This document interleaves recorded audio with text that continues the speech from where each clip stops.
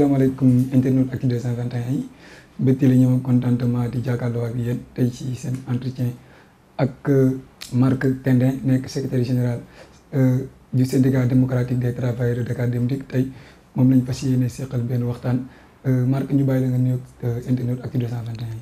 merci beaucoup Actu 221 pour invitation bi vraiment di leen remercier parce que tey jii dañ nekk ci situation d'alerte en tant que syndicaliste par rapport ak difficultés yi suñu entreprise am donc boo leen defee opportunité pour ñu mën a exprimer wu par rapport à cela vraiment dañ ci am contenté donc di leen jaajëfal di xaar rek ñu jublu ci questions yi mën ci apporter des réponses par rapport à nos inquiétudes yi ñu am ci biir entreprise bi di Dakar Dem Dikk. yaa ngi wax sànq day am ay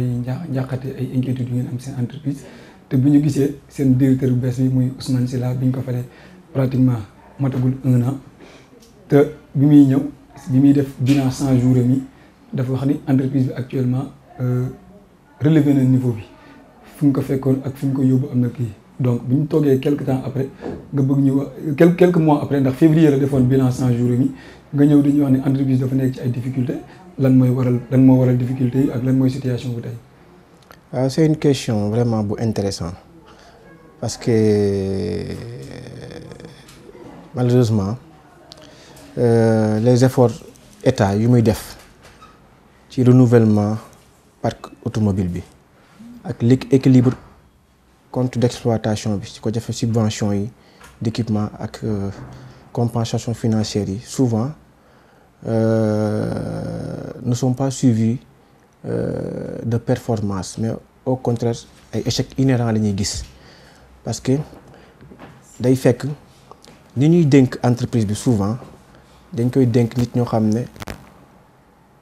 à des mains boog inexpertes ñi leen koy dénkee c'est parce que dañu am engagement vis-à-vis du chef de l'État donc day nekk nit ñoo xam ne amuñu benn expérience en matière de transport moo tax les mêmes difficultés ñu dund depuis des années moo fi continuer ba léegi. parce que des hommes politiques la ñu am yoo xam ne bu ñu ñëwee li ñuy wax ak li ñuy def bay wute te les mêmes préoccupations ñu amoon démb moo fi nekkaat tey moo tax tey entreprise bi dafa nekk dans une situation de quasi faillite je le dis haut et fort parce que tey jii tous les voyants sont rouges à Dakar Dem Dikk ak surtout nag inquiétude bu gën a mag fu mu toll nii mooy par rapport ak mesure bu chef de l'État jël nii ne du présenté wu. donc actuellement ñëpp ñu mu dénkoon fu mu toll nii responsabilité donc il leur reste 7 mois te bu ñu veillewul ñu nekk ci entreprise yi nga xam ne ñooñu ñoo ko yor du baax parce que li am mooy actuellement à Dakar Dem Dikk un recrutement basé sur un népotisme yaa ngi dégg ay promotion yoo xam ne dañ ko basé sur clientèle ak copinage ak appartenance région parce que tey dañu am ay jafe-jafe sur tous les plans. Imaginez-vous entre 2015 ak 2006 état pour un apport du service public rek jox nañu 60,881 milliards pour ñu mën a relever société bi restructurer ko. Imaginez entre 2017 ak 2022 état injecté na 93 milliards en titre de subvention d'équipement jox ñu 958 véhicules y compris entre des véhicules urbains et interurbain tey à l'heure où je vous parle on a moins de 40 véhicules yu roulent dans le secteur urbain à Dakar imaginez-vous il y a 4 ans ci ginnaaw on pouvait injecter 300 à 350 véhicules dans le réseau urbain à Dakar et presque 150 véhicules dans le réseau interurbain mais à l'heure où je vous parle on peine à injecter 40 véhicules dans le réseau urbain 50 véhicules mënul daw dans les réseaux interurbains donc c'est des problématiques yu fi nekk yoo xam ne mu ngi continuer à perdurer boo ci boolee encore nga dénk nit mu ñëw décliner wul une vision boo xam ne rassurer na travailleurs yi ça pose problème. effectivement da nga wax ne dafa def bilan 100 jours mais suñu inquiétude mooy bilan bi ça se résume à quoi wàññi naa carburant yokk naa recette mais problématique Dakar Dem Dikk moo dépassé ay recettes ak carburant parce que tey jii. stock d'endettement bi ñu am interne ak externe dafa jéggi dayoo capital bi société bi dundee 1,5 milliard dañ ko war a dépasser parce que un capital aussi faible mënul permettre à un directeur de continuer à recruter alors que tous les voyants sont rouges au niveau financier de même qu'au niveau social.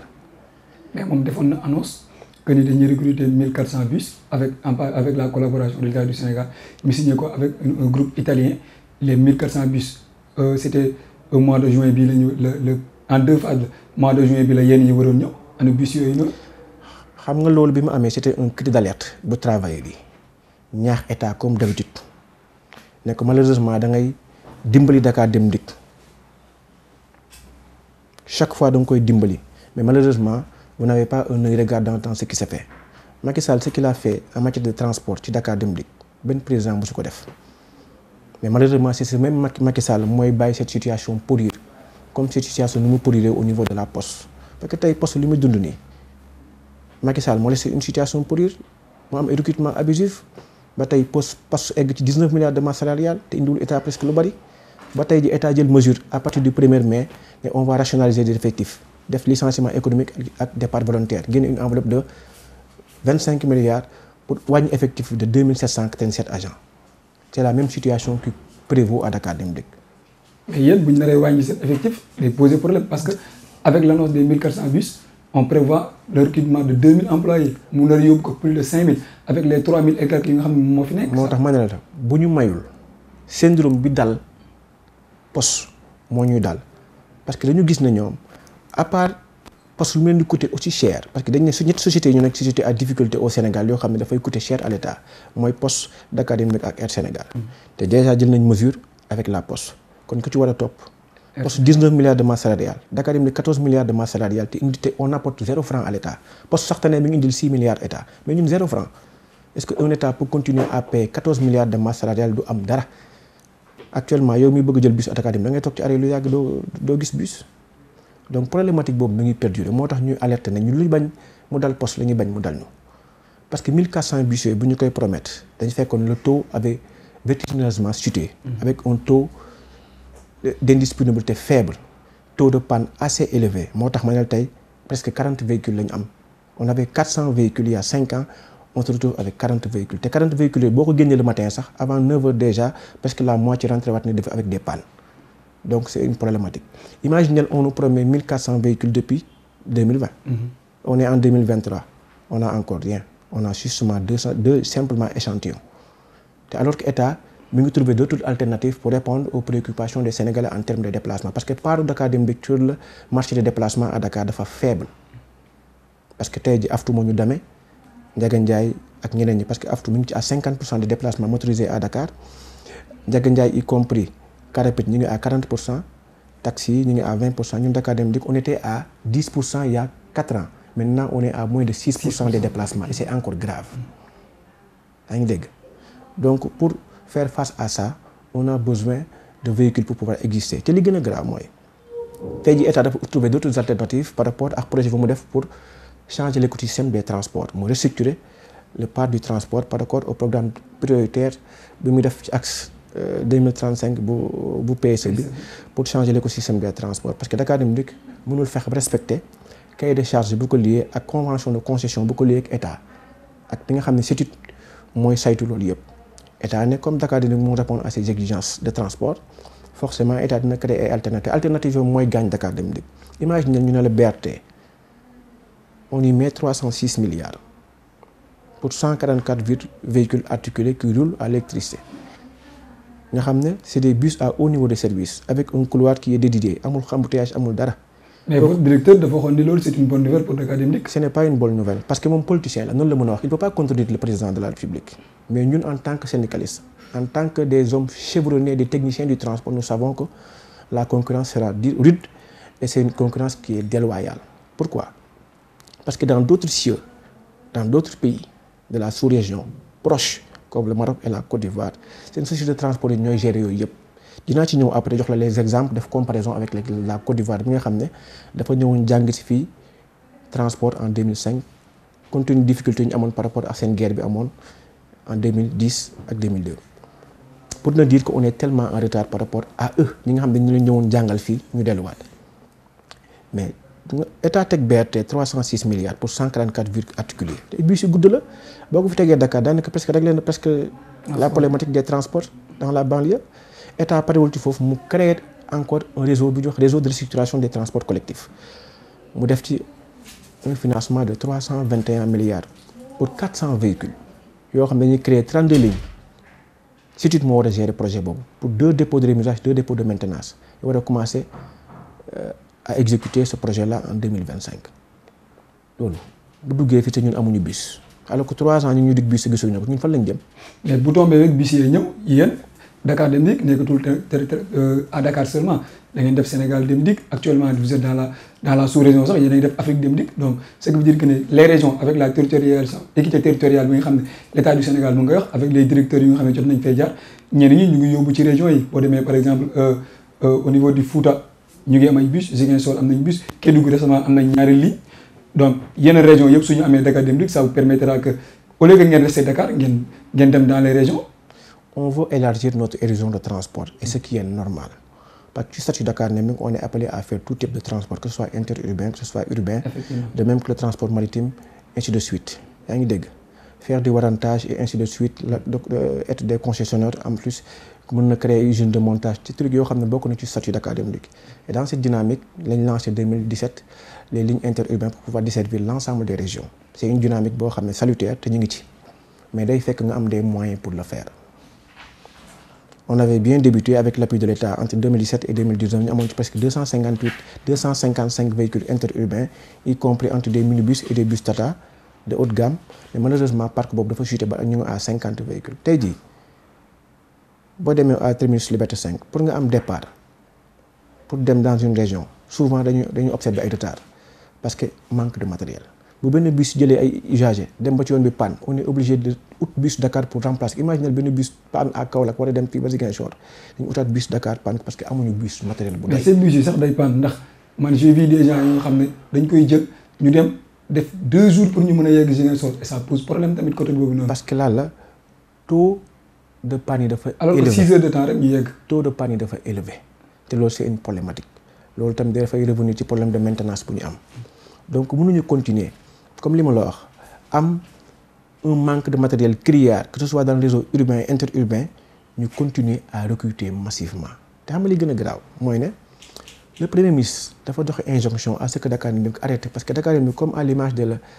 la Poste Air Sénégal dañ nekk des sociétés yoo xam ne ñoom état premier ministre dafa ci àdduna dañuy dérailler le budget du Sénégal pour les sauver et les restructurer ce sera difficile donc ñooñu li ñu war a def mooy observer benn round d'observation arrêter le recrutement ba ñu régler seen situation financière ba ñu régler leur situation de manière globale en les aidant à se restructurer yaa ngi dégg mais malheureusement quand le premier ministre dit à notre directeur de ne plus recruter quand le conseil d'administration dit à Dakar Dem Dikk il faut qu'on arrête les recrutements quand le ministre de tutelle Mansour Faye vient faire l'inauguration du bâtiment qui devrait abriter la direction générale bi mu def pose de première pierre waxaat la même chose qu'on arrête le recrutement et que notre directeur actuel s'endette à continuer à recruter alors que amuñu benn matériel ligne Kédougou bi c'était normal ñu ubbi ay lignes comme dans d'autres régions mais balaa ñu doon élargir les lignes à Kédougou dañu fekk à Dakar mu doy ba pare ñu am suffisamment de bus interurbains comme on nous a promis 87 bus interurbains gisaguñu dara waa ji ubbi ay réseau urbain naka ñuy mënee ubbi un réseau urbain à Kédougou alors que à Dakar bi on souffre 40 véhicules à Dakar qui ne suffisent même pas à pouvoir permettre aux Sénégalais de pouvoir bénéficier d'une mobilité permanente dans la région de Dakar dans le capitale. mais Dakar moom y a problème parce que boo taxawee ci arrêt bi 1 heure de temps sax doo am. mais yow imagine yaa ko waxal sa bopp. Dakar mënoo gis bisu Dakar Dem Dikk tey jii usagers yi le contre-coup de tous ces performances là xam nga lan la mooy la désaffection des usagers. mais pour d'après le directeur bi muy def bilan il a tenu plus de 30 réunions waxtaan ngeen ci c'est juste pour motiver le personnel ba muy wax sax ci le domaine social ñu duggaale ci am na yenn problèmes yu nga xam ne c'était en processus ñu réglé ko mooy les problèmes de IPM ak le problème de nu mu tudd sax de CSS muy yooyu yëpp yéen a ngi ci doon waxtaan et war ngeen a trouver solution. dama ne amul effort bu ñu ci gis. c'est ça. problème yi amoon démb. mais problème IPM yi réglé pratiquement avec les pharmacies fayul yéen yi. moo fi nekkaat ba tey encore c'est plus grave actuellement IPM amel na leen plus de 130 millions mun ñu ko fay hôpitaux yi fu mu toll nii presque ñu ngi dàq suñu malade yëpp li ma lay wax ni c'est une caisse de sécurité sociale caisse de sécurité sociale on a des problèmes on a 4 trimestres yoo xam ne fay ñu ko depuis 2022 ak tey jii donc c'est des problèmes yoo xam ñi ngi fi c'est des politiciens dañuy wax nii rek pour def de l'autopromotion yow en 100 jours liggéeyoo dara nga bëgg a def bilan. mais comment se fait-il que un ministre mu koy yow ça vous inquiète le premier ministre jox injonction le directeur nekkul di ko appliquer. moo lay peut-être que est-ce que nekkul loolu mooy confirmer ce que Maître Moussa Diop disait que les recrutements viennent du palais. moo tax ma ne la état nim ñuy dimbalee pour ñu survivre noonu lay tegee ay jéego yoo xam ne pour voir ces entreprises là être en faillite. parce que mënoo def une manne financière aussi important pour au service des Sénégalais après doo am un œil regardant de ce qui se fait da ngay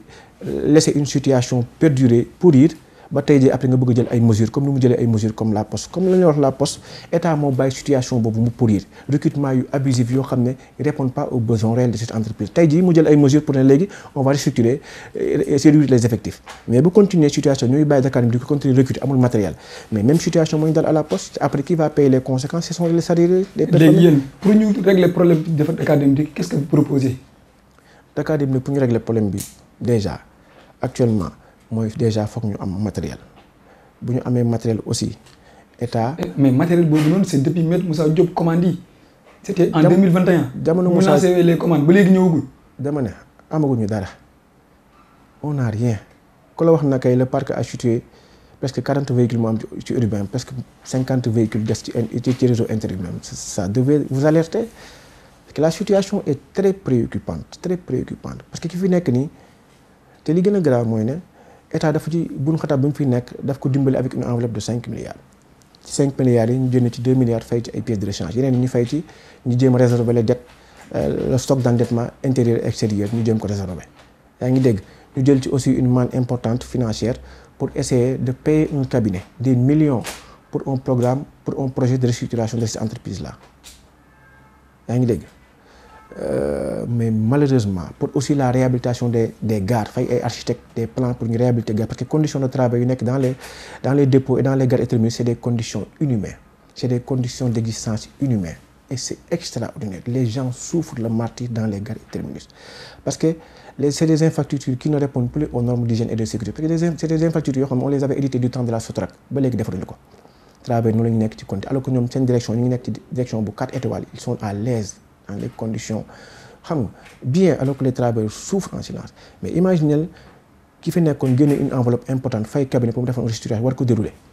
ki ñëw ku bees kii ne comme que les daax nañ moom li mu fi fekk projet ñu génne ci ay millions def ko ci moom loolu xoolu ko ça ne l'intéresse pas moom dafay indi vision ñu ne ko vision bi lan la qu'est-ce qu'il nous a proposé un organigramme flou et artistique mooy c'est-à-dire dafay ñëw indi ay ñoñam ñoox leen ñu nekk ay cadres mu jël yeneen cadres yi mettre leen au frigo on les paye à ne rien foutre actuellement on a un nombre pléthorique de cadres. C'est ce qui nous a amené simplement comme vision. Sa vision se limite simplement à des récompenses politiques je me promets waa Kédougou di ko def alors que nee nañu en réunion je ne peux rien vous promettre mais li ñu gis mooy ne li ma promettre waa Kédougou mu ngi koy def mooy un recrutement massif à partir de Kédougou alors que les gens souffrent à Dakar et Dakar Dem Dikk est dans une situation quasiment de faillite on est dans des difficultés yu graves état ba léegi suñu appel du cœur bi ñu ko wax pour mu jox ñu ay bus ñu liggéey depuis 2020 les 1400 véhicules yi gisaguñu ko ba tey on a reçu que 2 échantillons malgré 200 man li ma jaaxal mooy ne pourquoi le premier ministre bu joxee ay injonctions ay directives le ministre de tutelle Mansour Faye joxe ay directives le conseil d'administration bi nga xam ne il existe que de nom à Dakar Dem Dikk parce que on n'a pas de conseil d'administration en réalité parce que le conseil d'administration mooy joxe les grandes orientations et mooy contrôler la gestion de ce gars-là mais dafa mel ni ils sont complices de cette situation on l'a alerté bind leen wax leen situation qui prévaut à Dakar mais amul aucun changement le gars continue à recruter massivement alors que ñun nous souffrons énormément de cette situation-là la désaffection des usagers nos plans de carrière yoo xam ne amul benn visibilité parce que lan li ma la wax rek promotion yi c'est au gré du copinage et d'une clientéliste politique et c'est extrêmement grave. mais yéen nag syndicalistes dañuy di jiñ ni pratiquement da ngeen mën a revendiquer rek moo tax des fois du ngeen jubóog les directeurs parce que seen revendication yi dafay bëri te des fois entreprise bi du ko attan moo tax gars yi. du ngeen mën a jubóog lan mooy indi revendication ñu teg nit mu pose des actes de mauvaise gestion mu pose nit ñu indi nit muy compromettre l'avenir de cette entreprise là par manque de vision par manque de feuille de route parce que souvent c'est l'empreinte politique qui prend le pas sur la gestion classique du manager on manque de manager malheureusement dañuy parachuter des hommes politiques yoo xam ne ñoom ils pensent simplement aux élections à venir pour conforter leur base politique et non pas à l'avenir des générations de Sénégalais qui doivent continuer à perpétuer le service public te malheureusement ñun li ñu yor nii c'est un sacerdoce dañ ko war a léguer une autre génération pour ñu continuer à perpétuer le service public parce que on avait les grands garages du gouvernement depuis l'époque coloniale ñu jógee foofu nekk ci RTM Régie des transports maliens mu jógee fa ñëw ci RTS Régie des transports Sénégal Sotrac ba ci tey Dem Dikk donc on doit continuer à perpétuer le service public mais tey yéen gis ne Dakar yi mu doxul état mi ngi jël ay alternatives yoo xam ne baaxul ci ñun. le message lan lay doon. le message mooy fu mu toll nii le président Macky Sall mu am un œil regardant sur ce qui se fait à Dakar ki mu fi teg actuellement il ne fait pas l'affaire. Parce qu'ils sont allés quémander Macky Sall pour mu def troisième mandat ñoom le maire il faisait partie des maires yi demoon 475 pour quémander Macky Sall pour mu def troisième pour mën a sauvegarder seen intérêt mais tey avec le message de le président Macky Sall li mu def nii ne il renonce au troisième mandat ça ne les réconforte pas léegi ils savent que le temps leur est compté moom xam na ne 7 mois moo ko dese beneen gouvernement bu ñëwee il sera out maintenant il va profiter de l'occasion mu doon wax suñu inquiétude bu gën a mag loolu la parce que xam nañ ne déjà ak dynamique bu mu nekk ni recruter massivement alors que on est dans des difficultés extrêmes. Parce que tey jii le recrutement qu'on est en train de faire là ne répond pas aux besoins réels de l'entreprise te ñu ngi continuer à recruter massivement alors que l'entreprise mënul fay suñuy bor dette sociale habitat IPM on souffre énormément des salaires de misère et actuellement sax ñuy wax avec augmentation de salaire bi fu mu toll nii mënuñu apporter une réponse claire par rapport à cela et le gars continue à recruter léegi xam na ne 7 mois moo ko dese il va aller dans la précipitation mooy continuer à recruter pour conforter sa base politique moo tax ñu alerter état ñu wax waa ji mu bàyyi recrutement yi ñu jéem a trouver des solutions ensemble aider ñu à travers la BOM mooy bureau organisation méthode ñi nga xam dafa aider ay entreprises pour les restructurer moo gën ñuy génnee xaalis ba di ko fay ay cabinet après ñu ranger ko dans des tiroirs imaginez 2 fois fay nañu ay cabinet ay millions pour ñu defal ñu un projet de restructuration on les met dans les couloirs et c'est grave jënd un manuel des procédures à 30 millions ils ne nous servent à rien parce que manuel des procédures moom mooy mémoire entreprise mooy référentiel entreprise sur le plan technique et financier mooy day am ay procédures codifiées yoo xam ku ne da ciy defee les générations qui se suivent aux différents postes dañu am des référentiels yoo xam ne solide pour mën a def seen liggéey mais bu fekkee des manuels de procédure dañ koy jënd pare def ko ci tiroir yi bu fekkee dañuy ut ay études de restructuration et de projet parce que Macky Sall moo ne pour entreprise yooyu pour ñu réussir il faut que déjà les restructurer de manière globale ak une réhabilitation basée sur le capital humain ak ñu revoir leur capital mooy la recapitalisation de ces sociétés là mais imaginez presque 3500 salariés pour un capital aussi faible 1,5 milliard. Imaginez Côte d'Ivoire la Sotra en 1983 seen capital 3 milliards la ñun on est en 2023 on est en 1,5 milliard mais c'est grave tey Côte d'Ivoire nu mu ñu rawee en matière de transport c'est extraordinaire ils sont venus ici apprendre en 2005 ñun ñu mujjee dem fa en 2021 sous l'avènement de Boun Khatab Sylla bu ñu licencié bi dàq ko noonu dem yóbbu une forte délégation pour aller apprendre encore chez les Ivoiriens parce que nu ñu rawee parce que tey la Sotra changé wul depuis mu juddoo ba léegi depuis 1960 demeure la Sotra en 2011 ils avaient 90 véhicules en ce moment là ñun amoon nañ 450 véhicules tey ils ont une flotte de plus de 2000 véhicules 15 bateaux lagunaires qui roulent dans les fleuves ils ont une usine de montage de véhicules en partenariat avec Iveco mi nga xam ne dafa détenir 39% yi état fan la muusee ci ñoom dafa jël 60% des parts jël 39% yi jox ko Iveco ak Uribus en France ñu bokk ci partenariat bi. yéen kon vous prenez que ñu def ko une entreprise parapublique. Merci beaucoup ñu ouvrir le capital à des partenaires européens yaa ngi dégg comme Iveco comme Uribus comme Renault wala Saviem comme on l'a fait du temps de la Sotrac bu muy soog a juddu loolu moo tax mu amoon mu rayonné woon à un moment donné parce que Sotrac dafa jëloon 45% état moom ko. mu jël 35% jox ko waa Saviem en France mu jël 10% jox ko waa administration pour ñu gérer matériel bi ak la maintenance. une minute pour nga tàggatoo pratiquement temps bi dafa. en tout cas un cri d'alerte la ñuy def. au président de la République Macky Sall mu ñëw xool la situation de Macky mu am parce que li mu def ci Dakar Dem Dikk warul nax saay nii mu ñëw saytu gestion bi ki fi nekk il ne fait pas le poids ki fi nekk arrangé wul Dakar Dem Dikk ki fi nekk. moom li mu mën def mooy réconforter sa base politique à Kédougou ñu mën a arrêter les recrutements massifs le ministre de tutelle mu am un œil regardant ce qui se fait le premier ministre injonction yi mu def nañ ko respecter travail ñu respecter seen plan de carrière ñu àddu le plus rapidement ci augmentation salaire yi parce que les salariés dañu dund situation yu grave parce que tey cherté de la vie ak baisse du pouvoir d'achat bi ak conjoncture actuelle bi prévaut au Sénégal donc yàkkamti nañ ci les travailleurs salariés Dakar gis le salaire revu à la hausse par rapport à la mesure bi ñu jël nii nga xam ne moom la waxtaan amoon entre le CNP le patronat et le ministre du travail par rapport à l'augmentation catégorielle bi am ci travailleurs donc ñu ngi koy xaar direction di leen wax ne ñu ngi xaar loolu effectif le mois prochain pour mu dugg mais encore le cri du cœur mooy le président Macky Sall li mu diggoon ci bus les 1400 véhicules nañ ko jot mën a liggéey mais aussi ñu veiller à ce que ces recrutements massifs là qui n'ont aucun intérêt pour Dakar ñu arrêté ko le temps que ñu am matériel mën a commencer à survivre état aide ñu à restructurer ñu mën a créer des ressources additionnelles parce que yokku recette ak wàññi carburant du vision te ñoom bu mu defee 100 juróom dafa mel ni vision foofu la limité wu te Dakar dafa war a dépasser foofu dafa war a créer des ressources additionnelles def ay chiffres d'affaires pour mën a am un autofinancement parce que tey compensation financière yi ak subvention yi du mën a gérer recettes directes et indirectes parce que tey jii pour Dakar ndik mën a rayonner il faut que ñu mën a créer des ressources additionnelles tendre vers une industrialisation vers l'extension du réseau urbain et interurbain mais aussi ñu créer ouvrir le capital à d'autres partenaires européens ñu créer une filiale industrielle comme ce qui se passe en Côte d'Ivoire ñu créer une usine de montage foofu yaa ngi dégg ñu créer des filiales touristiques yaa ngi dégg ñu créer un institut parce que tey jii on avait benn centre de formation da doon former ay élèves beaucoup de promotion sociale mais dañ fay tëj centre de formation boobu donc yooyu daf ñu doon permettre ñu créer ay ressources additionnelles mais nag c'est un cri de cœur et d'alerte par rapport à cette situation parce que 7 mois moo des directeurs yi ak ministres yi fi nekk te yaakaar naa ne ci Bamboula lañ jëm balaa ñu dem te loolu la ñuy ragal mu xew Dakar parce que waa ji fi nekk il fait pas le poids il ne rapporte aucune solution il n'a décliné aucune vision dul un organigramme boo xam ne dafay caser ñi mettre des gens au frigo parce que on a moins de 100 cadres qui nous coûtent excessivement cher il englobe presque la majeure partie de notre masse salariale et c'est extrêmement grave. jërëjëf Marc Tene. Merci beaucoup.